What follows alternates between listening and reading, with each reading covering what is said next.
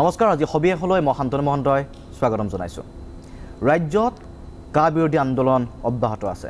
ৰাজ্যৰ লগতে উত্তৰ পূৰ্বাঞ্চলৰো ত্ৰিপুৰাত বিশেষকৈ কা বিৰোধী আন্দোলন চলিছে। দেশৰ অন্য প্ৰান্ততো কা বিৰোধী আন্দোলন চলিছে। কিন্তু এটা কথা আমি বুজি লোৱাটো উচিত হ'ব যে দেশৰ অন্য প্ৰান্তত যি ধৰণে আন্দোলন চলিছে আৰু অসম বা উত্তৰ পূৰ্বাঞ্চলৰ যি প্ৰসংগ সেয়া পৃথক, তাৰ মাজত পাৰ্থক্য আছে। কি পাৰ্থক্য, কিয় পাৰ্থক্য, সেই প্ৰসংগ আজি আমি উত্থাপন কৰিম। লগতে আপোনালোকে সঘন এটা বাক্য শুনা পায় যে কা যদি গৃহীত হয় বা কা আইন গৃহীত হ'ল, কেব গৃহীত হ'ল, এতিয়া কা হ'ল, কিন্তু কায়ে কি কৰিব, অসমক দ্বিতীয় ত্ৰিপুৰাত পৰিণত কৰিব বুলি শংকা এটা ব্যক্ত কৰা হৈছে। কিয় দ্বিতীয় ত্ৰিপুৰা হ'বলৈ যাব কা অহাৰ পিছত? দ্বিতীয় ত্ৰিপুৰা বা ত্ৰিপুৰাত আচলতে হৈছে কি, সেই কথা নিশ্চয়কৈ বহলভাৱে বুজাৰ প্ৰয়োজন আছে। ত্ৰিপুৰাৰ যেতিয়া প্ৰসংগ উত্থাপিত হয়, এই কথাটো আপুনিও জনাটো বা বুজাটো দৰকাৰ যে ত্ৰিপুৰাত আচলতে কি হৈছে। সেইবাবে আজি আমি আপোনালোকক ত্ৰিপুৰাৰ প্ৰসংগৰে, ত্ৰিপুৰাৰ দৃষ্টিকোণেৰে আমি চাব বিচাৰিম কায়ে আচলতে আমাক কি কৰিব পাৰে। সঘন কোৱা হৈছে ত্ৰিপুৰাৰ জনগাঁথনি সম্পূৰ্ণৰূপে সলনি হৈ গৈছে। ত্ৰিপুৰাৰ যিসকল খিলঞ্জীয়া লোক আছে, সেই খিলঞ্জীয়া লোকসকল এতিয়া সংখ্যালঘুত পৰিণত হৈছে। সৰ্বমুঠ ৩৭ লাখ লোক ত্ৰিপুৰাত বাস কৰে। ত্ৰিপুৰাৰ জনসংখ্যা প্ৰায় ৩৭ লাখ।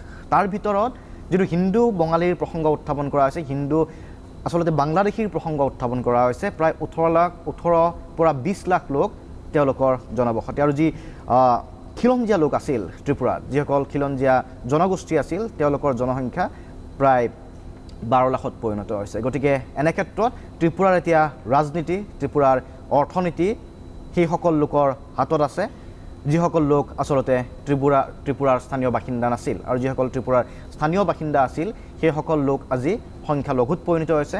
এই ত্ৰিপুৰাবাসীৰ চিঞৰ শুনিব কোনে, সেই সম্পৰ্কে আজি আমাক জনাব আপোনালোকৰ সন্মুখত আমি আজি লৈ আহিছোঁ ত্ৰিপুৰাৰ ৰজা প্ৰদ্যুৎ দেৱ বৰ্মন। আচলতে যি মাণিক্য সাম্ৰাজ্য আছিল, সেই সাম্ৰাজ্যৰ উত্তৰাধিকাৰী। আচলতে ত্ৰিপুৰাত যি ৰাজবংশীয় এটা পৰম্পৰা চলিছিল, সেই পৰম্পৰাৰ পিছত আচলতে ব্ৰিটিছ অহাৰ পিছত, ভাৰত স্বাধীন হোৱাৰ পিছত যেতিয়া ভাৰতৰ লগত সংলগ্ন হ'ল, ভাৰত ইউনিয়নৰ লগত সংলগ্ন হ'ল, আৰু তাৰ পিছত কি ধৰণে ত্ৰিপুৰা আজি ত্ৰিপুৰাত পৰিণত হৈছে সেই সম্পৰ্কে আমি জানিবলৈ চেষ্টা কৰিম। প্ৰদ্যুৎ দেৱ বৰ্মনক আমি স্বাগতম জনাব বিচাৰিছোঁ আমাৰ এই অনুষ্ঠানৰ মাজলৈ। আৰু ইতিমধ্যে কৈছোঁ যে তেখেতৰ যি পৰম্পৰা, মাণিক্য যি সাম্ৰাজ্য, এটা দীঘলীয়া পৰম্পৰাৰ মাজেৰে আহি আজিৰ এই সমস্যাত ভুগিবলগীয়া হৈছে। কায়ে কি ধৰণে ত্ৰিপুৰাক আচলতে প্ৰভাৱ বিস্তাৰ কৰিছে সেই সম্পৰ্কেও তেখেতে আমাক জনাব। स्वागत है आपको प्राग न्यूज़ में। मैं शुरू करता हूँ इस सवाल से कि का विरोध असम में भी हो रहा है, जो सिटीजनशिप अमेंडमेंट एक्ट है। जब जब समझाया जाता है कि असम दूसरा त्रिपुरा बन जाएगा, और जो का सपोर्ट करते हैं वो लोग बोलते हैं कि अगर का नहीं मिले, हम लोग नहीं इम्प्लीमेंट किए तो दूसरा कश्मीर बन जाएगा। तो लोग कंफ्यूज होते हैं अक्सर ही।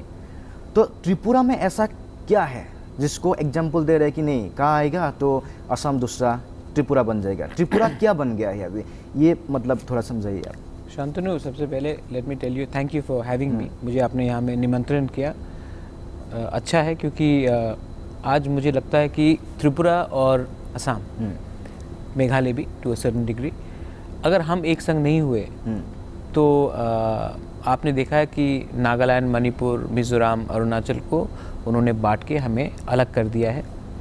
और 3 राज्य हैं, त्रिपुरा, असम और मेघालय, जिनका डायरेक्ट बॉर्डर है बांग्लादेश के संग, उनको आपने एग्जेम्प्ट नहीं किया है। क्या लॉजिक है मुझे मालूम नहीं। सब लोग कहते हैं कि मुझे दूसरा त्रिपुरा नहीं बनना है। आपने शुरुआत में भी कहा why don't you want to be a second Tripura, क्योंकि मैं आपको बताना चाहता हूँ कि त्रिपुरा एक हिस्टोरिकल किंगडम था, जैसा आपका अहोम का किंगडम था, जैसा मणिपुर का किंगडम था, कोच का किंगडम था, बिल्कुल दिमासा का था। हमारा भी त्रिपुरा का एक किंगडम था, स्वाधीन त्रिपुरा नाम से। हम मुगल के अंदर नहीं आए, मुगल से हमने लड़ा, मुगल को हमने हराया, कभी हारे लेकिन फिर से हमने हराया। अंग्रेज़ आए तो अंग्रेज़ के नीचे भी नहीं आए, जब आराकान का राजा आया तभी भी उनके नीचे नहीं आए। त्रिपुरा एक इंडिजिनस किंगडम था, जहाँ में हमारे लोग वहाँ में शासन करते थे, राज करते थे। 1940 में बंगाल में अकाल पड़ा, तो मेरे ग्रैंडफादर ने कहा कि अकाल पड़ा है तो आ जाइए, तो शरणार्थी को थोड़ा जगह दे देते हैं। 46 में नोआखाली में राइट्स हुआ, सब ने फिर से कहा कि महाराजा कुछ कीजिए, आप भी हिंदू हैं। तो उन्होंने कहा ठीक है, मैं थोड़ा शरणार्थी को रख देता हूँ। 48 में मेरी दादी कंचन प्रभा देवी ने स्वास्थ्य कमेटी को 300 एकड़ ज़मीन दी और कहा कि रहिए, रेफ्यूजी बनकर रहिए, लेकिन यहाँ रहिए क्योंकि आपको ईस्ट पाकिस्तान में मारा जा रहा है। उसके बाद हम पहली बार त्रिपुरा ने डिसाइड किया कि हम इंडिपेंडेंट नहीं रहना चाहते हैं, हम हिंदुस्तान का एक अंग बनना चाहते हैं। 1949 में हम त्रिपुरा के साथ, इंडिया के साथ आ गए। उस समय भी हम 80% थे, हमारा जो पॉपुलेशन, जब इंडिया के साथ आए। आप देखेंगे उसके बाद जैसा इन्फ्लक्स हुआ है, और ये जो कहा जा रहा है कि हम दूसरा कश्मीर नहीं बनना चाहते, कश्मीर में कश्मीरी पंडित को ओवरनाइट भगाया गया, इकोनॉमिक डिस्ट्रेस किया गया, इकोनॉमिकली आपने उनको ख़त्म किया। त्रिपुरा में ऑपोजिट हुआ है। ये जो परसिक्यूटेड माइनॉरिटीज़ हैं जो आए हैं बांग्लादेश से या ईस्ट पाकिस्तान से, आज उनका पर कैपिटा इनकम हमसे ज़्यादा स्ट्रॉन्ग है। अच्छा, अगर आप स्टेटिस्टिक्स को भी देखेंगे तो एडीसी एरिया जहाँ में हमारे तिपरासा जो इंडिजिनस लोग रहते हैं, हमारा पर कैपिटा ग्रोथ 16 to 17,000 है। अगर आप अगरतला टाउन में जाके देखेंगे या धर्मनगर या उदयपुर जहाँ में लार्जली नॉन इंडिजिनस पॉपुलेशन रहते हैं, तो उनका पर कैपिटा इनकम है 40,000 ओके, फैमिली का। तो इसका मतलब है कि ये ऑलमोस्ट 2.5 टाइम्स हमसे ज़्यादा कमाते हैं। गवर्नमेंट का स्टेटिस्टिक्स कहता है। आपने कहा है कि हम ह्यूमैनिटी के लिए हम इनको रख रहे हैं हिंदुस्तान में, ठीक है, आपने किया है। अब कितना रखें? अगर आप देखेंगे तो सबसे पहले सिटीजनशिप अमेंडमेंट एक्ट तो त्रिपुरा में लागू हुआ, 40 में किया, 46 में किया, 48 में किया, 56 में किया, 65 में किया, 71 में किया। आज हमारा पूरा ब्यूरोक्रेसी बाहर के लोगों से है, हमारे मिनिस्टर्स एमएलएस बाहर से हैं। तो वो लोग क्या शरणार्थी बन के रहे या सिटीजन बन गया? सिटीजन्स कैसे बन गए, ये सवाल कौन बोलेगा? और हमको इतना प्यार है अपने पड़ोसी से, तो हम हिंदुस्तान के अंग क्यों बने? हम भी तो हिंदुस्तान के हैं। ये प्यार पहले हमारे ऊपर आप दिखाइए। बिल्कुल। और ये सब वोट बैंक पॉलिटिक्स है। शुरुआत में जिस पार्टी में मैं था, मेरे पिताजी थे, कांग्रेस ने किया, आज बीजेपी कर रही है। वो लोग पनाह दे रहे थे पहले, दोनों ने किया, दोनों नेशनल पार्टीज ने ये वोट बैंक पॉलिटिक्स किया है। और हमारे साथ, जब मैं हम बोलता हूँ, मैं छोटे दिल से नहीं बोलता, मैं हम बोलता हूँ तो मैं आसाम का पॉपुलेशन को भी बोलता हूँ, असमिया को भी बोलता हूँ, अहोमिया को भी बोलता हूँ, कार्बी, दिमासा, बोडो को भी बोलता हूँ। उनके साथ भी धोखा हुआ है, हमारे साथ भी धोखा हुआ है। और ये जो दूसरे स्टेट्स है ना, जो उनको लगता है कि आईएलपी आने से वो बच गए, कुछ नहीं बचा। हमको भी बहुत प्रोमिसेस, आश्वासन दिया गया था जब हमने मर्ज किया था। जैसे आसाम में आसाम अकॉर्ड हुआ, हमारे संग त्रिपुरा अकॉर्ड हुआ, एटीटीएफ अकॉर्ड हुआ, इंस्ट्रूमेंट ऑफ एक्सेशन साइन किया गया। कुछ नहीं मतलब पड़ता है। जब समय आएगा वो हमको एक एक करके, अलग अलग करके, तोड़ के डिवाइड कर देगा। तो आईएलपी भी तोड़ सकते हैं? आईएलपी तोड़ने के लिए तो आपको आपको 10 मिनट लगेगा। कोई ये नोटिफिकेशन जारी करना पड़ेगा आपको आईएलपी तोड़ने के लिए। और दूसरा बात है, आईएलपी आपको 6 शेड्यूल एरिया में रोकने से एंटर नहीं करता। आप परमिशन लेके जाएंगे, लेकिन जो आता है उनको तो डॉक्यूमेंट देने का दरकार भी नहीं। अमित शाह ने खुद कह दिया कि पार्लियामेंट में अगर आप हिंदू हैं, परसिक्यूटेड माइनॉरिटी हिंदू हैं, तो आपको डॉक्यूमेंट देने का दरकार नहीं। तो अगर तो आज है 24 दिसंबर, तो आप समझिए कि कल, मतलब कि कल 23 दिसंबर को कोई आ जाए और वो अथॉरिटी को बोले कि मैं 2013 में आया, आपको तो कोई डॉक्यूमेंट देने का दरकार नहीं। तो कट ऑफ ईयर का मतलब ही क्या हुआ? जब आपको डॉक्यूमेंट्स देने के लिए कोई ज़रूरत नहीं है, तो आप कट ऑफ ईयर रख के क्या करेंगे? आज भी कोई आ सकता है और बोल सकता है कि मैं 2013 में आया। हमारा बाउंड्री खुला हुआ है। और आप देखिए, ये जो लोग आएंगे जिनको सिटीजनशिप मिलेगा, कल बीएसएफ जवान वो बनेंगे, कल वही आपका मिनिस्टर एमएलए बनेगा, कल वही आपका ब्यूरोक्रेसी में रहेगा। जैसे त्रिपुरा में हुआ है, जैसे त्रिपुरा में हुआ है, जो लोग आए उन्होंने ही अलाउ किया बांग्लादेशी को आने के लिए, क्योंकि पूरा सिस्टम उनके हाथ में चला गया। अच्छा, ये कैसे चला गया? धीरे धीरे क्या हुआ था, मतलब पॉलिटिकली कैसे आप चला गया? देखिए, आज 60 सीट्स में 20 हमारे लिए रिजर्व्ड है। आज त्रिपुरा में 70 साल में सिर्फ दशरथ देव को 3-4 साल छोड़ के अच्छा, हमारे पास एक इंडिजिनस मुख्यमंत्री नहीं बना। और हर मुख्यमंत्री का एक का रूट था, निपेन चक्रवर्ती का रूट था पश्चिम बंगाल में, बहुत लोगों का रूट था बांग्लादेश में, और हमारे पास बिहार से भी मुख्यमंत्री बन गए। तो इसका मतलब क्या है? हमने क्या गलती की? हमने कहा कि हिंदुस्तान एक राज्य जो 800 साल 1000 साल तक कोई हमें दबा नहीं सका। हमारा एक इतिहास था, हमारा वहाँ में राजा थे, हमारा एक पूरा लैंग्वेज था, कल्चर था, सभ्यता था। वो राज्य जो 800 साल तक मुगल नहीं हरा सका, अंग्रेज नहीं दबा सका, आज 70 साल में हमने, हिंदुस्तान के गवर्नमेंट ने अलाउ किया है बांग्लादेश से आदमी को आने के लिए और हमें दबाने के लिए। अभी भाषा का क्या हाल है? ऑफिशियल लैंग्वेज क्या बन गया? अभी आप देखिए, मैंने थोड़े दिन पहले एक व्यक्ति है वेस्ट बंगाल से, उसने मुझे एक SMS भेजा कि आसाम का लैंग्वेज हम बराक वैली में एक्सेप्ट नहीं करेंगे। क्यों? इसी तरह हमारा लैंग्वेज को भी एक्सेप्ट नहीं किया गया। अच्छा, आपने सेकंड क्लास स्टेटस दिया है। भाषा सिर्फ लैंग्वेज नहीं होता, एक आइडेंटिटी होता है। बिल्कुल। आप, वो लोग कहते हैं कि हिंदू खतरे में है। आप हमारे मंदिर में जाइए, मैंने फिर से कहा, मैं हिंदू हूँ। त्रिपुरा सुंदरी हमारा है, 14 देवता हमारा है, खोंगलोमा, केर, कार्ची हमारा है, बाबा गरिया हमारा है, सुब्राई हमारा है, ये सब हमारे भगवान है। जैसे आपका कामाख्या है, हमारे मंदिर में कह दिया कि आप बलि मत करो। अच्छा, क्यों? क्योंकि इनको लगता है कि वो अपना व्यू लगा सकते हैं।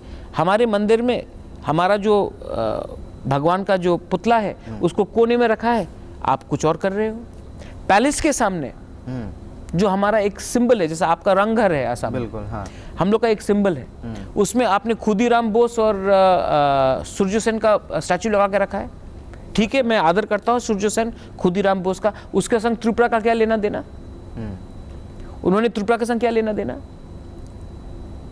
अगरतला एयरपोर्ट में आप मुजीबुर रहमान के ऊपर आप जेल रखना चाहते हो। आपने हर रास्ता का नाम बदल दिया, खुदीराम बोस कर दिया।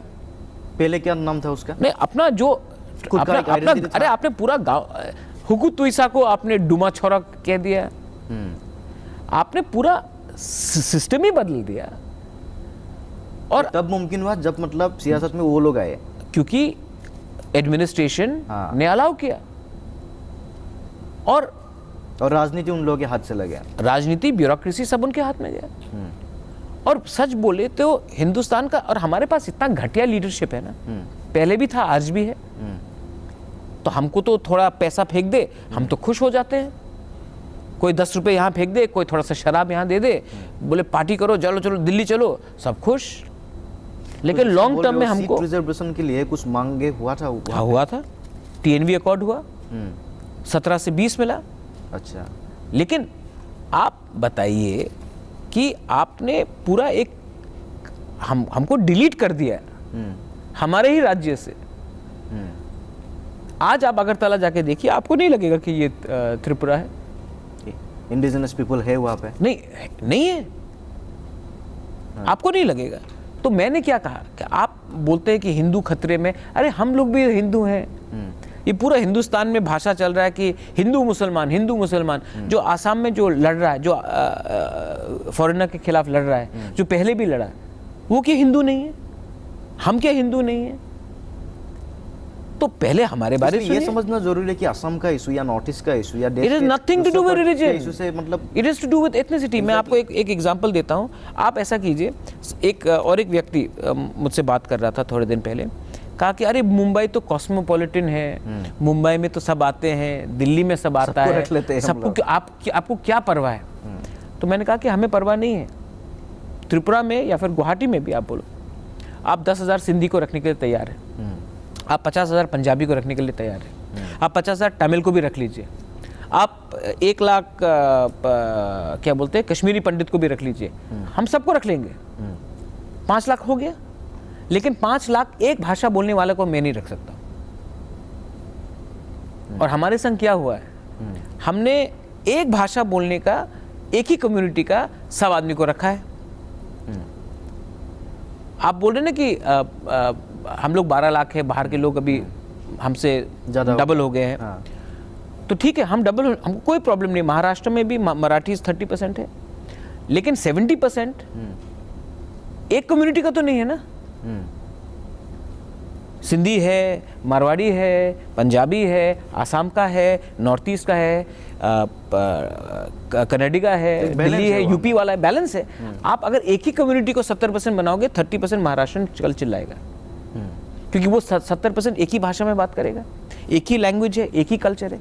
तो मैंने क्या कहा कि आप अगर रखना चाहते हैं तो एक स्टेट में एक आप थोड़ा मत रखिए, आप डिस्ट्रीब्यूट कीजिए ना। गुजरात में बहुत जगह है, आप रख लीजिए 5-6 लाख एक जगह में। गुजरात में आप बॉम्बे में जाके देखिए, गुजराती लोग अपने कॉलोनी में नॉन गुजरातीज को नहीं रखते हैं, लेकिन हम लोग को बोलते हैं कि आप पूरा देश का बोझ उठाए। तो ये कहाँ का मुमकिन, वो भी फॉरेनर्स का।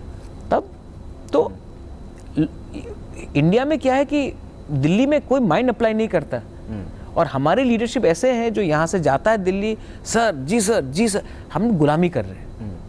तो ये हुआ पहले जो आए थे वो लोग शरणार्थी बोल के आए, तो उसके बाद वो लोग सिटीजन कैसे बन गया, उन लोगों को कौन वो सुविधा दिया?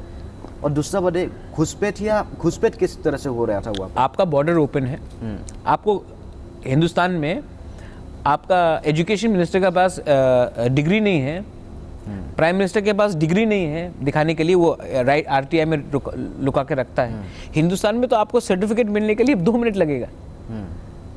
और ये वोट बैंक पॉलिटिक्स है, क्योंकि एक समय कांग्रेस को लगा कि अरे हम तो इंडिजिनस लोगों के ऊपर विश्वास नहीं कर सकते, तो इंपोर्ट करो वोट, तो कांग्रेस ने किया। आज बीजेपी वही कर रही है। आप भी कांग्रेस में थे? हाँ।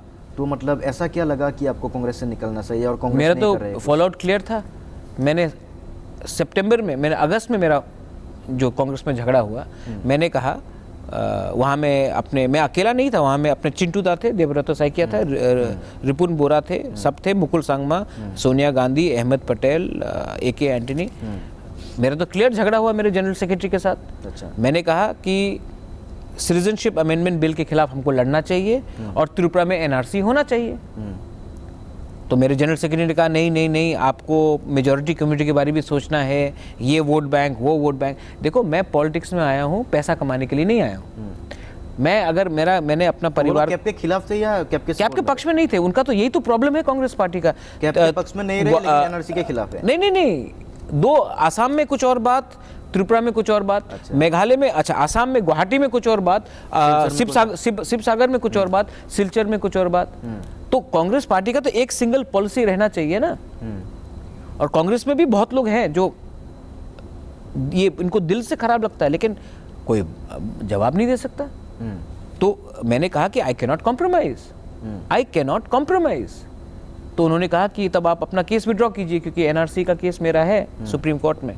मैंने कहा I cannot withdraw my case. तो उन्होंने कहा नहीं, आपको करना पड़ेगा वरना आपको। तो मैंने कहा मैं अभी इस्तीफा देता हूँ। तो एज अ सिटिंग प्रेसिडेंट मैंने रिजाइन किया, क्योंकि मुझे लगा कि ये वोट बैंक के पॉलिटिक्स में मैंने अगर आज अपने लोगों से झूठ बोला तो मुझे पूरा जिंदगी सब लोग धिक्कारेंगे कि ये गद्दार निकला। मैं गद्दार नहीं कर सकता, मैं अपने लोगों के संग गद्दारी नहीं कर सकता। CPI का क्या रोल था वहाँ पे? आप मानिक सरकार कहाँ है? हिंदुस्तान का सबसे शरीफ ऑनेस्ट चीफ मिनिस्टर क्यों चुप है? क्योंकि when it comes to CAA कोई रिलीजन नहीं है, सिर्फ जाति है।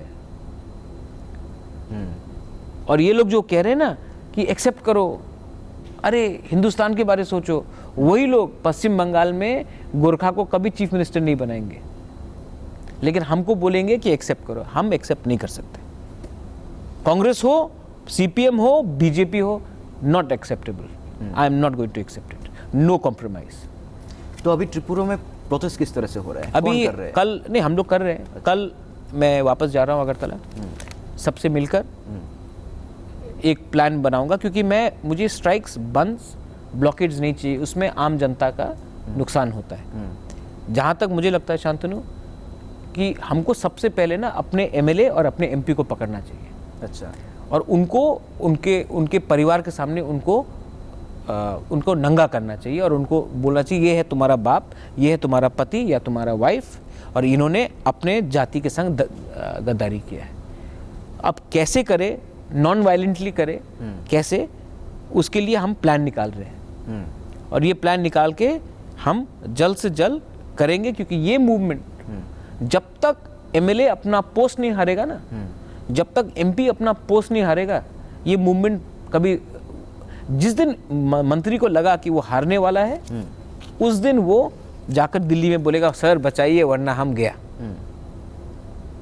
इसके लिए हमको ऑनेस्ट रहना चाहिए और इसको हमको पॉलिटिकल एजिटेशन नहीं करना है, ये सोशल एजिटेशन है, ये हमारे एथनिसिटी को बचाने के लिए है, अपने जाति को बचाने के लिए, ये इलेक्शन जीतने के लिए नहीं है। पॉलिटिकली इससे फायदा, देखो आसाम अकॉर्ड का मैंने एक चीज़ देखा, आसाम अकॉर्ड में राजीव गांधी का 414 एमपी था, उसको घुटना में लाया ना आसाम के छात्रों ने, बिल्कुल आसाम के लोगों ने राजीव गांधी को घुटना में लाया 414 एमपी होने के बाद भी। तो ये तो 303 है, ये क्या कर सकते हैं?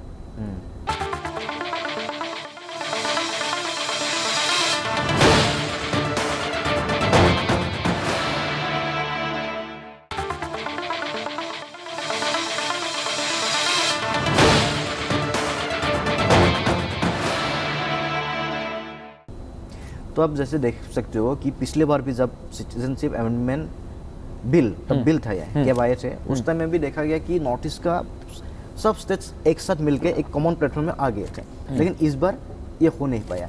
किस लिए? पैसा और डिवाइड एंड रूल।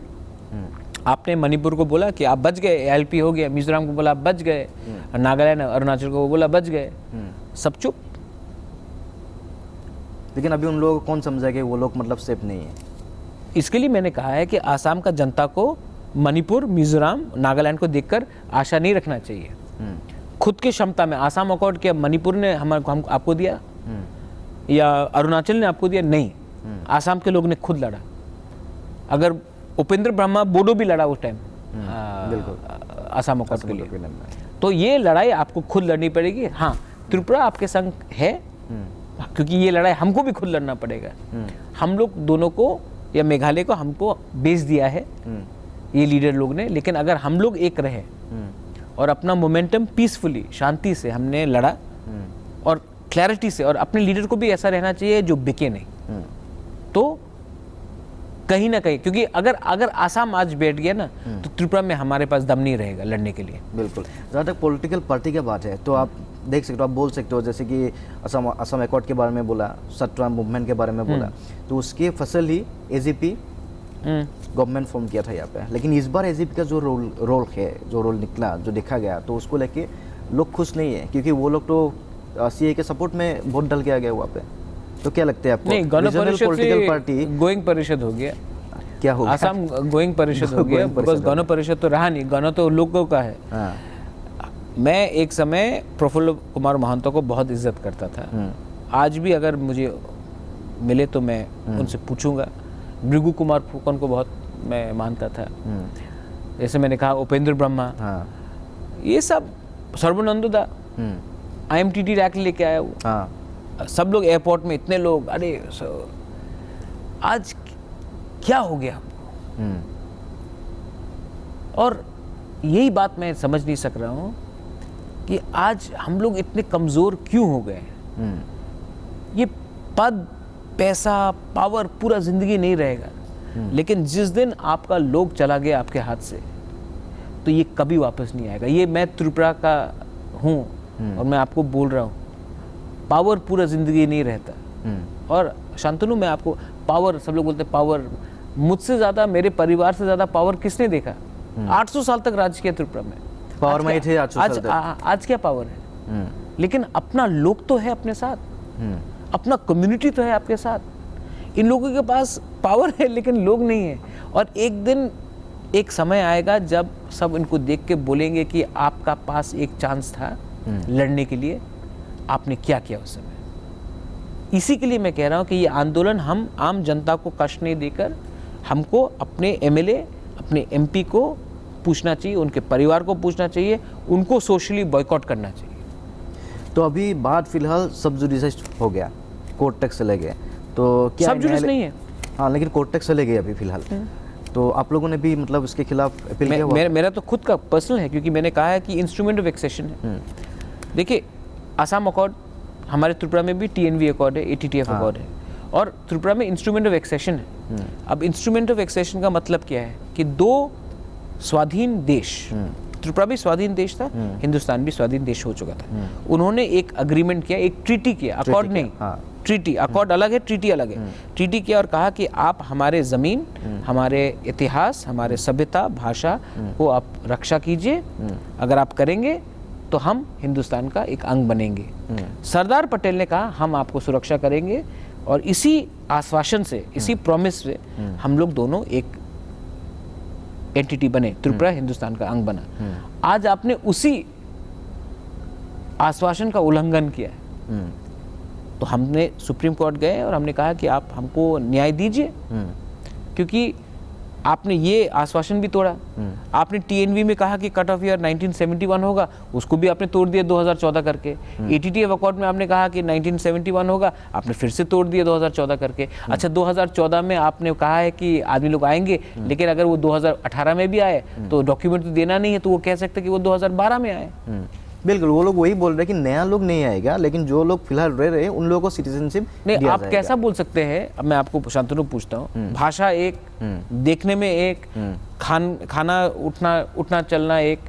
आप राकेश दास और रहीम मियाँ से आप अंतर कैसा कर सकते हैं? कोई सिस्टम बनाया है आपने, कोई मैकेनिज्म बनाया है? आप कैसा एक महिला बोलेगी कि मेरा 7 बच्चा है, मेरा नाम रेशमी है, और असल में उसका नाम फातिमा हो सकता है, उसके सब बच्चे हो सकते हैं। वो बोलेंगे मैं हिंदू हूँ, बोले नहीं, अरे आप हिंदू हैं, आपको कागज का दरकार नहीं। आप कैसा मालूम करेंगे कि वो हिंदू है या मुसलमान है? भाषा तो एक ही है, देखने में तो एक ही है, डॉक्यूमेंट आपने कहा अगर हिंदू तो डॉक्यूमेंट चाहिए नहीं। तो आपने सिस्टम क्या बनाया है, आपने मैकेनिज्म क्या बनाया है? और जितने लोग आए, ये मतलब ऐसा भी नहीं होगा कि सब लोग परसिक्यूटेड होके आए, कोई मतलब यहाँ पे अपॉर्चुनिटी ढूंढ के भी आ सकते हैं। जैसे मैंने कहा कि आज त्रिपुरा में जो बंगाली पॉपुलेशन है, उनका इकोनॉमिक इनकम हमसे ज़्यादा है। अगर हम महीने का 5,000 कमाते हैं तो वो 15,000 कमाते हैं। आप जाके देख के आइए कि यहाँ में जो बोलते परसिक्यूटेड है, उनका इनकम कार्बी आंगलोंग से, बोडो एरिया से, दिमासा से, असमिया से, अहोमिया से ज़्यादा है। तो वो परसिक्यूटेड कैसे हुए? और गवर्नमेंट मतलब किस तरह से मेजर करेगी उन लोगों की कैसे परसिक्यूटेड हुए? नहीं, कौन लोग परसिक्यूटेड हुआ? मैं आपको और एक बात बोलता हूँ, ये बोलते कि पूरा विश्व में, आजकल बहुत बड़ा बात है कि पूरा इंडिया में, पूरा विश्व में, मैं आपसे एक पूछना चाहता हूँ। अच्छा, नेपाल भी तो हिंदू है, तो नेपाल हिंदुस्तान के मधेसी को क्यों नहीं लेता?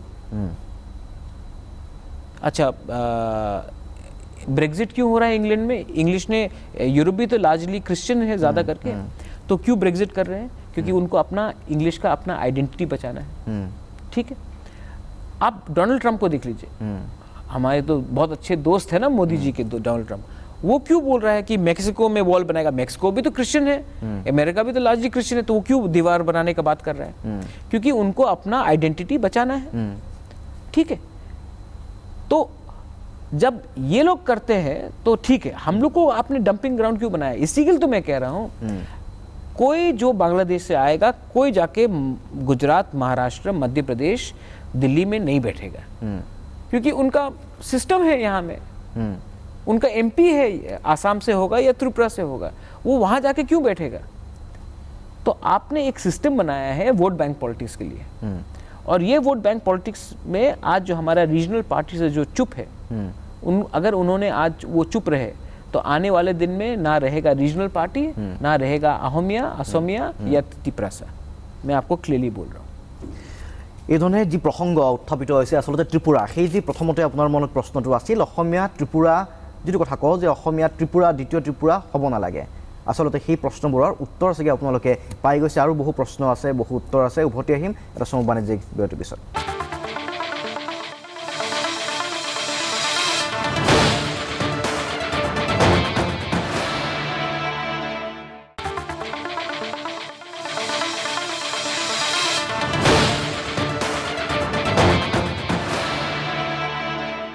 উপদেশ অনুষ্ঠানৰ পৰৱৰ্তী অংশলৈ আমি কথা পাতি আছোঁ কা বিৰোধী আন্দোলন আৰু অসম কিয় দ্বিতীয় ত্ৰিপুৰা নহ'ব, দ্বিতীয় ত্ৰিপুৰাত হ'লে কি হ'লহেঁতেন, আচলতে ত্ৰিপুৰাত কি হৈ আছে আৰু সেই সম্পৰ্কে আপোনালোকক জনাই গৈছে ত্ৰিপুৰাৰ মহাৰাজ প্ৰদ্যুৎ দেৱ বৰ্মন আমাৰ মাজত উপস্থিত আছে। এটা দীঘলীয়া পৰিক্ৰমা, এটা দীঘলীয়া ইতিহাস বহন কৰে ত্ৰিপুৰাই, আৰু ত্ৰিপুৰাত যি ৰজাদিনীয়া এক পৰম্পৰা আছিল তাৰ পিছত স্থানীয় লোকসকলৰ আচলতে কি অৱস্থা হৈছে আজি সেই কথা সেই সম্পৰ্কে অৱগত কৰি গৈছে। যিহেতু আমি ত্ৰিপুৰাৰ কথা কওঁ সেই সম্পৰ্কে ত্ৰিপুৰাবাসীক প্ৰতিনিধিত্ব কৰি আজি তেখেতে সমূহ কথা কৈ গৈছে। আমি পুনৰ ত্ৰিপুৰাৰ প্ৰসংগলৈ আহিব বিচাৰিছোঁ, আচলতে ত্ৰিপুৰাত কি হৈছে। যিহেতু আমি অসমৰ কথা কওঁ যে কা হোৱাৰ পিছত আচলতে অবৈধ নাগৰিক, যিখিনিক আমি অবৈধ নাগৰিক বুলি কৈছিলোঁ, আচলতে অসমৰ প্ৰেক্ষাপটত এই কথাটো আছিল হিন্দু হওক মুছলমান হওক অতিৰিক্ত বিদেশীৰ বোজা আমি নলওঁ। কিন্তু তাৰ পৰিপ্ৰেক্ষিততো এতিয়া কা হোৱাৰ পিছত কি হ'ব পাৰে, যিটো হিন্দু বঙালীৰ বা হিন্দু বাংলাদেশী, আচলতে বঙালী বুলি কথাটো নাই, হিন্দু বাংলাদেশী বুলি যিখিনি মানুহ কৈছে। কিন্তু হয় এটা কথা স্পষ্ট যে ভাষাটো আচলতে বঙালী ব্যৱহাৰ কৰে। পুনৰ মই प्रद्युत देव वर्मा उस आहिब विचारिছোঁ। अभी मतलब जो लैंग्वेज का सवाल है, असम में भी ये उठ रहा है कि अगर का हो गया तो हम लोगों का लैंग्वेज मतलब ख़त्म हो जाएगा, एक समय आएगा ख़त्म हो जाएगा, हम लोग अपने लैंग्वेज में बात नहीं कर पाएंगे, अपना लैंग्वेज ऑफिशियल लैंग्वेज नहीं बना पाएंगे, यूज़ नहीं कर पाएंगे। तो अभी त्रिपुरा में ऑफिशियल लैंग्वेज कौन सा है, प्राइमरी लैंग्वेज कौन सा है? Bengali. Secondary primary language Bengali, second हमारे ककबरक है, सेकेंड ककबरक, द्वितीय ककबरक। ककबरकটো আচলতে জনগোষ্ঠীয়ে ব্যৱহাৰ কৰা প্ৰকৃততে ব্যৱহাৰ কৰি অহা ভাষা আছিলে, কিন্তু এতিয়া দ্বিতীয় ভাষালৈ পৰিণত হৈছে। ये मतलब कब से था? ये पहले से पहले था, तो लेकिन ककबरक प्राइमरी लैंग्वेज हमारा नहीं, पहले हमारा इंडिपेंडेंस के बाद। ये देखिए मैं आपको बताता हूँ क्या हुआ है। ककबरक हमारा लैंग्वेज है, बंगाली हम बंगाली भी स्वीट लैंग्वेज है, मीठा लैंग्वेज। हाँ, लेकिन आप एक लैंग्वेज को इम्पोज नहीं कर सकते हो डे इन डे आउट और कहो कि अपना मातृभाषा आप भूल जाए। मैंने इस इंटरव्यू से आने से पहले मुझे एक एसएमएस मिला, एक बहुत बड़ा लीडर है वेस्ट बंगाल से, उन्होंने कहा कि महाराजा आसाम में बराक वैली में हम लोग असमिया लैंग्वेज को एक्सेप्ट नहीं करेंगे, बंगाली ही लैंग्वेज होगा। अब मेरा एक बात कहना है, आप जब स्टेट में जाते हो, जब आप अमेरिका जाते हो तो आप इंग्लिश बोलते हो ना, आप जब दिल्ली जाते हो तो हम लोग हिंदी में बात करते हैं। तो अगर आप उस स्टेट का आपको कोई रिस्पेक्ट ही नहीं है, अगर आपको लगता कि आप ही का लैंग्वेज, आप ही का कल्चर सबसे बड़ा है और आप जिस जगह में आप जा रहे हो उस जगह का आपने भाषा को, सभ्यता को, कल्चर को रिस्पेक्ट नहीं किया, तो कहीं ना कहीं तो कुछ गलत है। जैसे मैंने कहा कि आप रिजर्वेशन देख लीजिए, आज त्रिपुरा में आप ट्रांसलेट भी कर सकते हैं बाद में एसमीज में और बोल सकते हैं, त्रिपुरा में हमारा जो रिजर्वेशन है वो 30% है। अच्छा, हमारे लोगों को 30% है, तो मतलब आपने कह दिया कि 70% किसी और को मिल रहा है। वो 70% कौन है? और आज ये जो हमारे साथ क्योंकि हुआ है, ओरिजिन जो था, ओरिजिन तो आप लोग ही थे वहाँ पे, तो आज जो हमारे 70% बन गए अभी। आज जो हमारे संग हो रहा है, मैं आपको लिख के गारंटी देकर बोल सकता हूँ कि ये आसाम में होगा। और मैं फिर से बोलना चाह रहा हूँ कि हम लोग हिंदू के खिलाफ नहीं है। मेरा आंदोलन, मेरा जो हमारा जो मूवमेंट है, जो बंगाली मुसलमान है वो भी बाहर का है, जो बंगाली हिंदू है वो भी बाहर का है। हमने पहले से रखा है, जितना रखा है ठीक है, और अब नहीं रख सकते।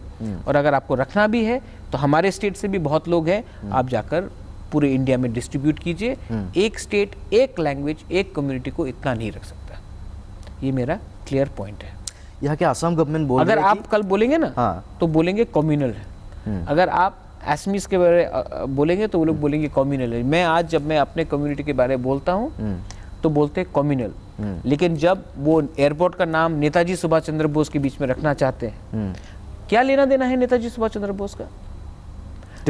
जब आप असम आते हो तो लोकप्रियनाथ गोपीनाथ बरदलोई के वहां आते हैं। आप जब महाराष्ट्र जाते हो छत्रपति शिवाजी, ठीक है।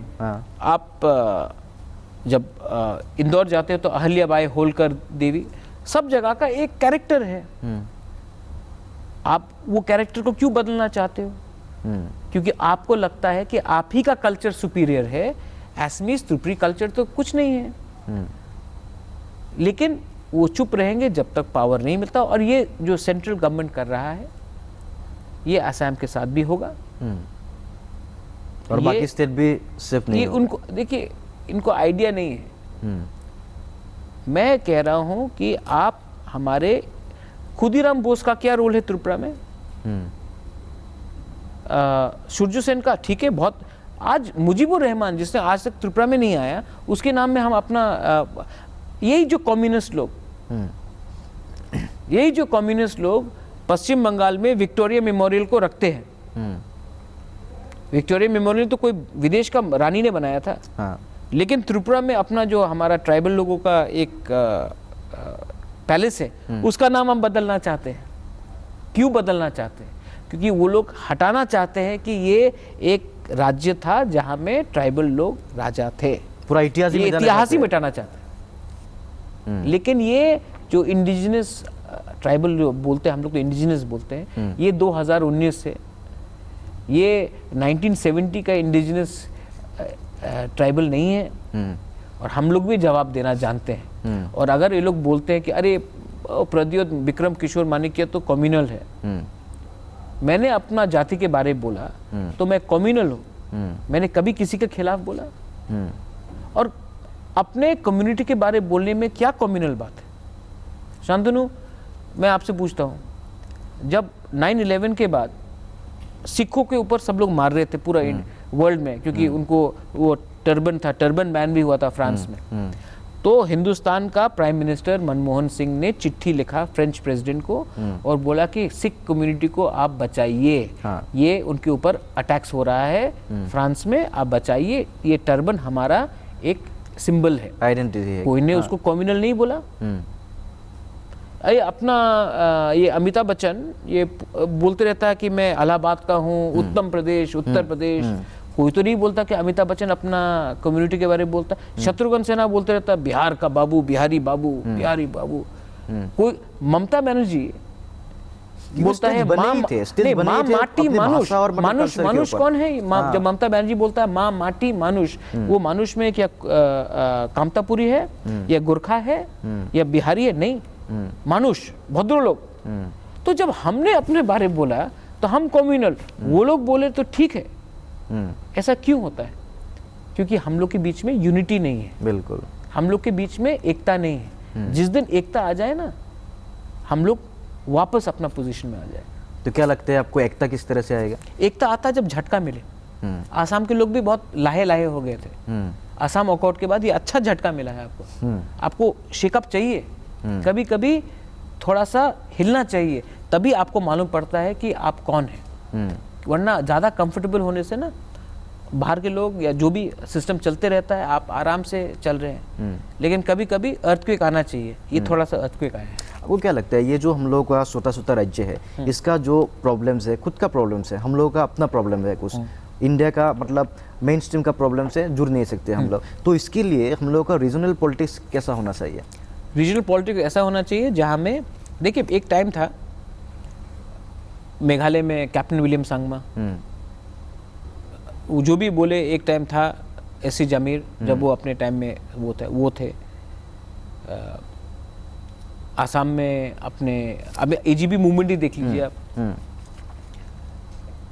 पुन्नो सांगमा भी एक टाइम अपना एक लीडरशिप निकला था जो दिल्ली जाकर अपने बलबूते में, हितेश्वर साय की तरफ देख लीजिए, बलबूते में जाकर बोलता था कि ये आसाम का प्रॉब्लम है, आप मेरा बात सुनिए, इंदिरा गांधी होगा कुछ होगा, लेकिन आप पहले हमारे बारे सुनिए। आसाम का लोग ने हमको एमएलए एमपी बनाया है, आपने नहीं बनाया है। एक डेप्थ था लीडरशिप में, इंटेलेक्चुअल था, इंटेलिजेंस था, ऑनेस्टी था। आज क्या हो रहा है कि हम लोग जा रहे हैं दिल्ली ब्रीफ केस लेकर, और ब्रीफ केस लेकर वापस आ रहे हैं और बोले सर सर सर, जो एकदम ठीक सर, एकदम। और ये जो जी हजूरी कल्चर है, जब तक ये नहीं टूटेगा, हम लोग का स्थिति ऐसा का ऐसा ही रहेगा। और ये सिर्फ नॉर्थ ईस्ट में नहीं है, आप साउथ इंडिया को, आप आंध्र प्रदेश को देख लीजिए, जब तक वाईएसआर रेड्डी था सब ठीक था। जिस दिन वो गया, वो दिल्ली में जी हजूरी करने सब गए, खत्म हो गया पूरा पॉलिटिक्स। तो हमको भी एक ऐसा लीडरशिप निकालना चाहिए जो पैसे के पीछे नहीं भागे, जो अपना रीजनल इंटरेस्ट को प्रिजर्व करे, वो अभी नहीं हो रहा है। और उसके लिए ये मूवमेंट भी इम्पोर्टेंट है। पूरा नॉर्थ ईस्ट एक साथ कुछ सोच पूरा सकते नॉर्थ हैं, ईस्ट कुछ एक देख संग सकते कभी हैं। नहीं होगा शांतनु, कभी नहीं होगा। लेकिन अगर आसाम और त्रिपुरा का प्रॉब्लम एक है, मेघालय का प्रॉब्लम थोड़ा एक है, तो आपका बाउंड्री डिस्प्यूट है लांगपी में, हाँ। ठीक है, उसको आप हटाइए और अपना मेन, क्योंकि आपको फ्यूचर में दिल्ली नहीं बचाएगा। यहाँ ये बाहर से लोग आते हैं, लिखते किताब बैटल ऑफ सरायघाट, हाँ। कोई नहीं लिखा बैटल ऑफ सरायघाट, उनको क्या मालूम है बैटल ऑफ सरायघाट। हमारा यूनिटी तभी आता है जब हम लोग को एक कोने में आप पुश करते हो। तो आज हम लोग सब कोने में हैं, तो अभी समझना जरूरी है ये बात को। और जो कोने में वही समझेगा। जिसको लगता है कि वो बच गया, जैसे कि अरुणाचल मिजोरम को लगता है वो बच गया, वो नहीं बचा है, लेकिन वो भी एक दिन कोने में आएगा।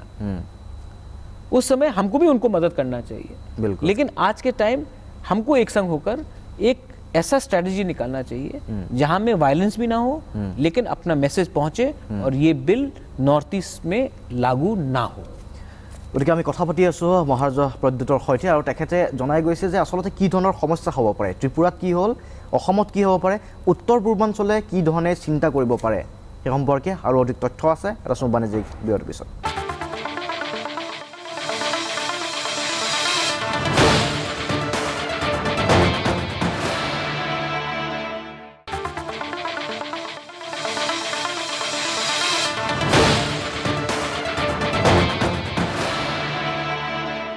উভতি আহিছোঁ অনুষ্ঠানৰ পৰৱৰ্তী অংশলৈ। আমি কথা পাতি আছোঁ কা বিৰোধী আন্দোলন সম্পৰ্কে, আৰু আমাৰ লগত উপস্থিত আছে আজি ত্ৰিপুৰাৰ মহাৰাজ, আৰু তেখেতে কৈ গৈছে যে ত্ৰিপুৰাত আচলতে কি ধৰণৰ পৰিৱৰ্তন ঘটিল, কি ধৰণে সেই ৰাজকীয় ইতিহাসৰ পৰা গৈ আজি এক নতুন ইতিহাস ত্ৰিপুৰাত দেখিবলৈ পোৱা গৈছে। আৰু সেইবাবেই কৈ থকা হৈছে যে অসম দ্বিতীয় ত্ৰিপুৰা হ'ব নালাগে, তাৰ বাবে কা বিৰোধী আন্দোলনৰ প্ৰয়োজন, কায়ে কি ক্ষতি কৰিব পাৰে সেই সম্পৰ্কে আমি জনাই গৈছোঁ। তাৰ বাবে ৰাজনৈতিক কিছু বিকল্পৰ প্ৰয়োজন আৰু উত্তৰ পূৰ্বাঞ্চল একত্ৰিত হোৱাৰ প্ৰয়োজন, সেই সম্পৰ্কেও চিন্তা চৰ্চা ইতিমধ্যে চলিছে। আৰু আঞ্চলিক ৰাজনীতি সম্পৰ্কেও কথা বতৰা আমি পাতি গৈছোঁ। মই পুনৰ প্ৰদ্যুৎ দেৱবৰ্মনৰ ওচৰলৈকে আহিব বিচাৰিছোঁ। जहाँ तक अपने पॉलिटिक्स के बारे में बोला, नेसो क्या क्या रोल हो सकता है इसमें, क्योंकि अगर नॉर्थ ईस्ट को यूनाइट करना है आइदर पॉलिटिकली और non politically, non political organisation के बारे में बोले तो नेसो यहाँ का एक बड़ा ऑर्गेनाइजेशन है, बड़ा शक्ति है, लेकिन नेसो का रोल अभी किस तरह से दिखाई जा रही है आपको नॉर्थ ईस्ट में? देखिए, नेसो, मैं जैसे मैंने कहा, मैं पहले से नेसो के संग इन्वॉल्व हूँ through TSF, Tripura students federation. Samuel भी जो प्रेसिडेंट है नेसो का, अच्छा दोस्त है हमारा। लेकिन मैं सबसे पहला कहना चाहता हूँ कि असम के लोगों को मणिपुर स्टूडेंट्स फेडरेशन नहीं बचाएगा, या फिर ऑल अरुणाचल स्टूडेंट्स यूनियन नहीं बचाएगा। असम के फ्यूचर को अगर कोई बचा सकता तो असम के स्टूडेंट्स ही बचा सकते, कोई मणिपुर या त्रिपुरा या KSU नहीं बचा सकता, खासी स्टूडेंट्स यूनियन। तो आप इतना आशा भी मत रखिए कि वो आपके लिए लड़ेगा। आज के आपके संघर्ष में हम मॉरली आपके संग रह सकते हैं, सिंपैथेटिकली रह सकते हैं, लेकिन आपको अपना लड़ाई खुद लड़ना पड़ेगा। और मैं भी समझ गया हूँ कि त्रिपुरा में मुझे अपना लड़ाई खुद लड़ना पड़ेगा, खुद को लड़ना होगा। और आपने नेसो को इतना बड़ा बनाया है, नेसो आज इतना बड़ा बना है because of Assam students union, all Assam students union. Assam accord के बाद ही नेसो बड़ा बना, उसके पहले नेसो कुछ था नहीं। और आसाम अकॉर्ड खासी स्टूडेंट्स यूनियन से बड़ा नहीं बना, Assam accord Tripura students federation से नहीं बना, मिजो स्टूडेंट्स यूनियन से नहीं बना, ऑल आसाम स्टूडेंट्स यूनियन से बना। तो ऑल आसाम स्टूडेंट्स यूनियन को ही फ्रंट में रहकर अपने आप को असम के लिए लड़ना पड़ेगा। तो ये नेसो ठीक है, समुजल है, is a good man, adviser है, लेकिन आपको भी खुद अपना क्षमता बड़ा करना पड़ेगा, क्योंकि God only helps those who help themselves, and you have to help yourself in this fight. मैं सच बोल रहा हूँ, झूठ आदमी लोग बोल सकते हैं कि नहीं हम सब आपके साथ है, सब आपके साथ रहेंगे, लेकिन आपने देखा जब CAA पास हुआ सब अपने इंटरेस्ट में वापस पीछे चले गए। तो इस लड़ाई में त्रिपुरा खुद लड़ रहा है, असम खुद लड़ रहा है, मेघालय शायद खुद लड़ रहा है, वरना और कोई नहीं लड़ रहा है। यहाँ में जो हो रहा है, दूसरा एक बात है कि असम का गवर्नमेंट यही बोलने के लिए, कन्विंस करने के लिए ट्राई कर रहा है कि यहाँ पे डेमोग्राफी चेंज हो गया, जो मतलब आपका जो त्रिपुरा का इशू है वो हो गया हिंदू बांग्लादेशी, असम का इशू है हिंदू मुस्लिम बोथ बांग्लादेशी, दोनों बांग्लादेशी। और यहाँ पे बोल रहे हैं कि मुस्लिम बांग्लादेशी का जो मतलब घुसपैठ है वो ज़्यादा हो गया, तो उसको थोड़ा बैलेंस रखना भी ज़रूरी होता है। इस तरह का एक थ्योरी देने के लिए, कन्विंस करने के लिए कोशिश कर रहे हैं। तो त्रिपुरा के साथ क्या हुआ? त्रिपुरा के साथ हिंदू बांग्लादेशी या मुस्लिम बांग्लादेशी, उसका बैलेंस में मैं आपको सोल्यूशन दूं? हाँ बोलिए। आप ऐसा कीजिए, बैलेंस रखना है ना आपको, तो आप आसाम से दिमासा, बोडोज, पाथरकांडी, हाइलाकांडी में रंगखोल है, खासीज है, गारोज है, उनको त्रिपुरा भेज दीजिए, हम भी बैलेंस कर देते हैं। करेंगे? नहीं करेंगे। ये सिर्फ वोट बैंक पॉलिटिक्स है। वोट बैंक पॉलिटिक्स के लिए आप कुछ भी बोलना चाहे करेंगे, कुछ नहीं होने वाला। अगर आपको बैलेंस ही करना है तो आप मिजोरम में रख लीजिए, नहीं रखेंगे क्योंकि इनको इंटरेस्ट नहीं है। इनको असम जीतना है। असम में 14 एमपीज है और अगर असम अपने हाथ में रहा तो नॉर्थ ईस्ट में कुछ भी हो, क्या फर्क पड़ता है? असम तो 60% ऑफ एमपी सीट्स असम से हैं। तो उनको वोट बैंक पॉलिटिक्स देखना है, उनको पावर देखना है। अपना पावर के लिए वो जो भी कुछ बोले, मैंने इसी के लिए कहा, आज कोई मुझे नहीं कह सकता कि मैं कांग्रेस का लिए बोल रहा हूँ, क्योंकि मैं कांग्रेस को भी दो गाली बकता हूँ, क्योंकि दोनों पार्टी ने, कांग्रेस ने एक धर्म के लोगों को लाया, आज बीजेपी एक धर्म के लोगों को लीगलाइज कर रहा है। तो दोनों ने एक ही चीज किया है, लेकिन ओरिजिनल, इसी के लिए मैं कह रहा हूँ, हम तो हिंदुस्तान के हैं, पहले हमारे बारे में चिंता कीजिए। वो तो पड़ोसी है, उनको, उनसे क्या प्यार है इतना? जब मोदी जी बोलते हैं भाइयों बहनों, भाई भी इंडिया में, बहन भी इंडिया में, वो तो बांग्लादेश का है। लेकिन नहीं, वो वोट बैंक्स पॉलिटिक्स कर रहा है, और कांग्रेस ने किया तो आज उनके पास कोई पोजीशन नहीं है। बराक वैली में कुछ और कहता है, गुवाहाटी में कुछ और कहता है। इसलिए मैंने रीजनल पॉलिटिक्स के बारे में बोला। असम में भी देखा जाए कि रीजनल पॉलिटिक्स में जो है एजीपी अभी बीजेपी के साथ है। इस तरह से त्रिपुरा का रीजनल पार्टी का रोल क्या रहा? एजीपी और त्रिपुरा का रीजनल पार्टी से उनका ट्रेजेक्टरी एक ही है।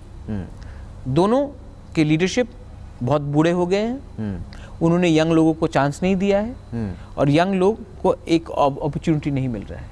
आज ये आपके एजीपी जो आंसू मूवमेंट से निकला, आज दे ऑल 55, 60, 65, वो क्या स्टूडेंट लीडर्स हैं? नया स्टूडेंट लीडरशिप कहाँ निकल रहा है? तो एजीपी को अगर अपने आप को रखना था, या फिर अपने आप को बंद करके वो एजीपी बोल दीजिए बीजेपी, या फिर नया पॉलिटिकल सिस्टम को निकलना चाहिए, जहां में यूथ को, जहां में इंटेलेक्चुअल्स को, जहां में प्रोफेशनल्स को एक मौका मिले। आज तो जो पॉलिटिकल स्पेस जो ऑक्यूपाई करके रखे हैं आसाम में या फिर त्रिपुरा में भी, सब ओवर द टॉप है, सब बूढ़े हैं, उनका बेस्ट डेज उनके पीछे है, उनमें कोई पेट के अंदर कोई आग नहीं है लड़ने के लिए, तो सुस्त हो गए। तो आपका और हमारा एक ही सिचुएशन है। लेकिन त्रिपुरा में मैंने क्या किया है, त्रिपुरा के भी रीजनल पार्टी अभी गवर्नमेंट के साथ है, बीजेपी के साथ। अब त्रिपुरा में इंडिजिनस लोग, क्योंकि 70 साल तक हम लोग लात खाए हैं, हमको ह्यूमिलिएशन हुआ है, हमको चोट पहुंचा है, हमारे अंदर एक अब ताकत आ गया है। हम लोग कॉकबोरक में बोलते हैं थंचा मतलब कि एकता, और ये थंचा आ गया है। अब देखिए आगे क्या होता है। लेकिन अभी तो आप लोग माइनॉरिटी बन गए हो, फिर भी मतलब आप लोग सरकार बना पाओगे? आप चिंता नहीं करो, खुद चिंता नहीं करो। माइनॉरिटी होने से भी क्या है, हम लोग का जो वोट है वो यूनाइटेड है, और ब्लॉक में हम लोग हैं।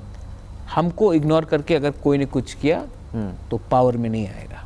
तो अब हम लोग united, we are united now, nobody can defeat us right now, because हम लोग को एक अंदर से एक वो चोट है।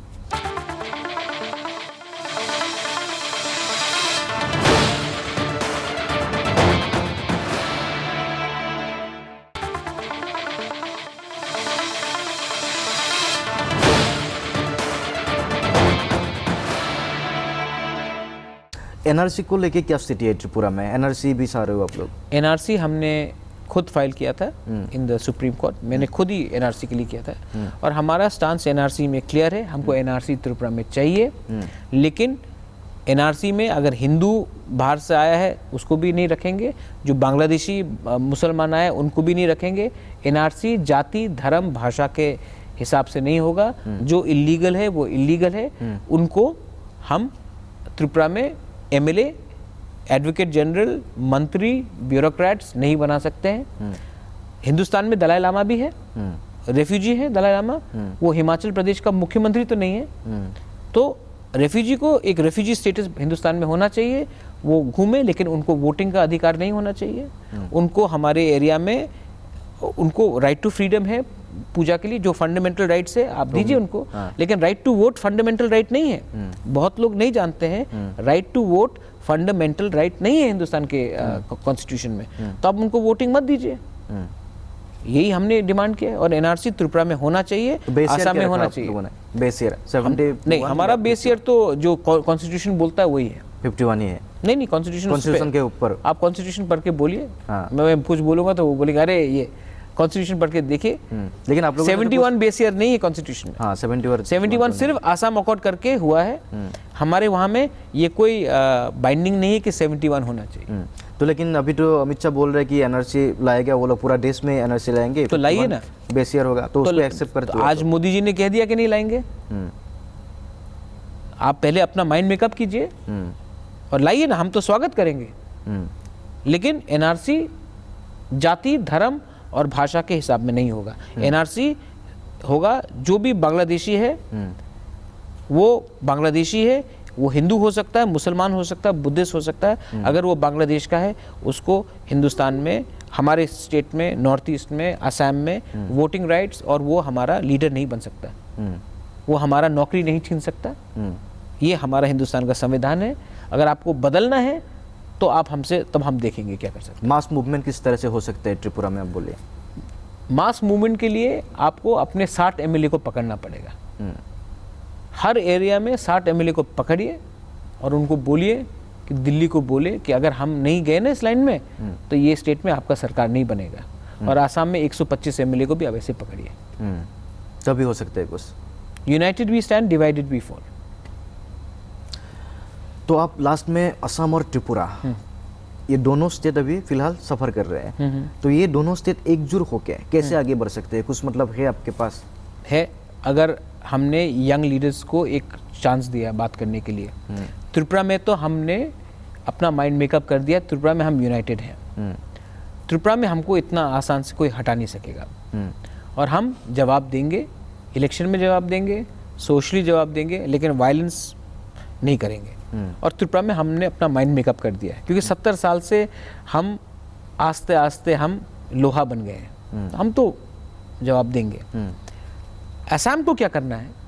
असम को सबसे पहले उन्होंने डिवाइड किया है, कहा कि 6 शेड्यूल एरियाज में सबसे पहले अपने बोडो भाई को, दिमासा, कार्बी को बोलना चाहता हूँ, ये जो आपको एग्जेम्प्ट किया गया है ना 6 शेड्यूल, कुछ नहीं होता, क्योंकि 6 शेड्यूल में राइट टू प्रॉपर्टी आपका नहीं है, लेकिन 6 शेड्यूल में आपको वोटिंग राइट्स मिलेगा।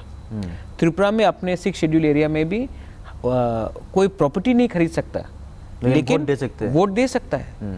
ठीक है, एडीसी में वोट नहीं दे सकता, लेकिन असेंबली में वोट दे सकता है। और जिस दिन उनका वोट पड़ गया, आप समझ लो बहुत जगह हैं जहां में हमारा पॉपुलेशन 35-40% है एडीसी एरिया के अंदर, और बाहर के लोगों का पॉपुलेशन 60% है, क्योंकि वोट के आधार में हो गया। आपका एमएलए रहेगा लोकल, लेकिन बनाएगा आपको आपका एमएलए को कोई बाहर का आदमी।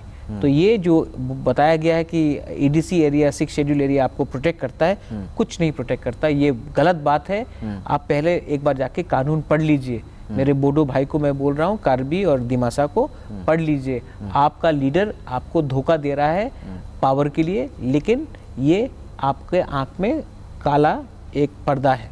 और एक बार लास्ट में और एक बात बोल लीजिए आप, जैसे कि कोकबोरोक आप लोगों का सेकंड लैंग्वेज बन गया, प्राइमरी लैंग्वेज अभी बंगाली बन गया। तो त्रिपुरा का जहाँ तक सवाल है, वहाँ पे हिंदू बांग्लादेशी भी है, मुस्लिम बांग्लादेशी भी है। तो सेंसस में वो लोग, मतलब मुस्लिम बांग्लादेशी लोग कभी कोकबोरोक सीखने का कोशिश किया, मतलब बात किया, उसमें लिखा, या फिर मतलब दोनों हिंदू बांग्लादेशी और मुस्लिम बांग्लादेशी एक साथ मतलब बंगाली लिख दिया? शांतनु, मैं आपको एक बात बोलता हूँ, वेरी इंटरेस्टिंग। जब मैं पॉलिटिक्स में आया था तो मेरे खिलाफ एक आरोप था, प्रद्युत तो बांग्ला बोलते पारे ना, उन्हें राजनीति करते पारबेन ना। बंगाली में मतलब कि प्रद्युत तो बंगाली नहीं बोल सकता, तो वो राजनीति नहीं कर पाएगा। मेरे खिलाफ मर्डर केस नहीं है, मेरे खिलाफ रेप केस नहीं है, करप्शन केस नहीं है, चोर नहीं हूँ, लेकिन मेरा डिस्क्वालिफिकेशन क्या था कि आमी बांग्ला कथा परिष्कार दिए बोलते पारे ना। और जो लोग मर्डरर था, रेपिस्ट था, करप्ट था, चोर था, বাংলা পরিষ্কার বলতে পারে তো উনি ঠিক আছে আমার মন্ত্রী হয়ে যাবে, वो ये एटीट्यूड है। लेकिन वो लोग ने पिछले 70 साल में मेरे लैंग्वेज का एक भाषा नहीं बोला, सीखने का कोशिश भी नहीं की कभी भी। नहीं की। आज आप देखिए गवर्नमेंट का जो स्कूल वगैरह है तो स्कूल में लैंग्वेज प्राइमरी बंगाली, अब सीए आप देखिए, सीए चल रहा है, सीए चल रहा है। हमारे हिंदुस्तान का सबसे शरीफ मुख्यमंत्री एक समय था ना, मानिक सरकार, चुप क्यों? क्योंकि वहाँ में रिलीजन में कुछ मतलब नहीं रहता, यूनिटी आता है on community and language based. जातिवादी वहाँ पे सब कुछ बन गया। ये बात हिंदुस्तान नहीं समझ रहा है, असम समझता है, त्रिपुरा समझता है, और जवाब भी आपको और हमको अंत में मैं यही बोलना चाहता हूँ कि अगर आप और हमने जवाब नहीं दिया ना तो कोई और जवाब नहीं देगा, और जवाब देने के लिए मैं त्रिपुरा से तैयार हूँ। आप आसाम से 5-6 लीडर को निकालिए जो ऑनेस्ट है, जो सिंसियर है, जो केपेबल है, जो हमेशा पॉलिटिक्स नहीं देखता, जो हमेशा इलेक्शन वोट बैंक पॉलिटिक्स नहीं देखता, संघ उसको लेके आइए और जवाब दीजिए, जवाब देना पड़ेगा। बहुत बहुत धन्यवाद आपको বেলাই নহাম ভাই, ধন্যবাদ। আৰু আমি এইদৰে আমি কথা পাতিছিলোঁ মহাৰাজ প্ৰদ্যুতৰ সৈতে। আৰু ইতিমধ্যে ত্ৰিপুৰাত যি ধৰণৰ ঘটনা সংঘটিত হৈ গৈছে, ত্ৰিপুৰাৰ ঘটনা প্ৰবাহৰ পিছত অসমত যেতিয়া কাৰ প্ৰসংগ আহে আৰু সেই সময়ত কোৱা হয় যে অসম যাতে দ্বিতীয় ত্ৰিপুৰা নহওক, আমি বিভিন্ন প্ৰসংগ উত্থাপন কৰিছিলোঁ। উত্তৰ নিশ্চয় অসমবাসী ৰাইজে পাইছে। আচলতে কাৰ বিৰোধিতা যিসকলে কৰি আহিছিল তেওঁলোকৰ মনত নিশ্চয় কিছু প্ৰশ্ন থাকি গৈছিল যে ত্ৰিপুৰা আচলতে অসম দ্বিতীয় ত্ৰিপুৰা হ'লে কি হ'ব, তাৰ উত্তৰ ইতিমধ্যে পোৱা গৈছে। গতিকে প্ৰশ্ন বহুত আছে, উত্তৰ সম্ভাৱনীয়তা পৰৱৰ্তী সময়ত আমি দি যাবলৈ চেষ্টা কৰিম। আৰু ইয়াৰ লগে লগে আজি সবিশেষৰ পৰা মই শান্তনু মহন্ত বিদায় লৈছোঁ। ধন্যবাদ।